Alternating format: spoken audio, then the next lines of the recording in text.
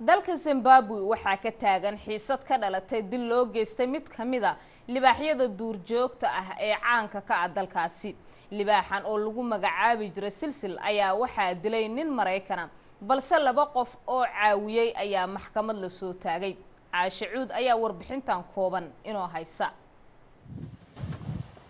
saraakiisha duurjoogta dalka Zimbabwe ayaa ugaarsada Mareykan ah oo lagu magacaabo Walter James Balmer ku eedeeyay in uu dilay libaax caan ka ahaa dalka Zimbabwe isagoo aan haysanin wax ogolaanshiyo ah.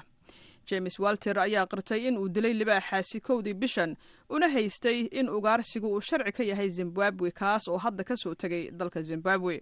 laba nin oo ah Zimbabwean oo uu lacag dhan $50,000 siiyay ugaarsadaha Mareykanka ah ayaa la hor keenay maxkamadda kuwaas oo wajahaya eedeymo la xiriira ugaarsi sharci darro ah. libaaxa caanka ka ahaa dalka Zimbabwe ee Silsil ayaa ahaa mid ay qoorta ugu jirtay aaladda loo yaqaano GPS-ka ee lagu ogaado halka uu qofku amaba shaygu ku sugan yahay iyadoo uu jiray mashruuc loogu talagalay in baaritaano loogu sameeyo libaaxaasi oo ay wadeen saynisyahano ka tirsan Oxford University. libaaxaas ayaa ka mid ahaa libaaxyada ugu da'da weyn uguna caansanaa dalka Zimbabwe. saraakiisha duurjoogta dalka Zimbabwe ayaa sheegay in libaaxaasi dabin loo dhigay kadibna Walter uu waran ku halgaaday sidaana lagu dilay.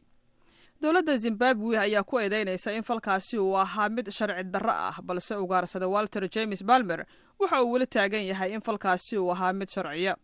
dowladda Zimbabwe ayaa sheegtay in Walter Balmer uuna haysanin wax ogolaanshiyo ah sida ay xaqiijisay Charity Jaramba oo ah afhayeenka booliska dalka Zimbabwe iyadoo sidoo kalena xaqiijisay in xabsiga loo taxaabay labadii nin ee gacanta ka geysatay xilliga uu Walter dilay libaaxa caanka ahaa. haddana la raadinayo Mr. Walter Balmer.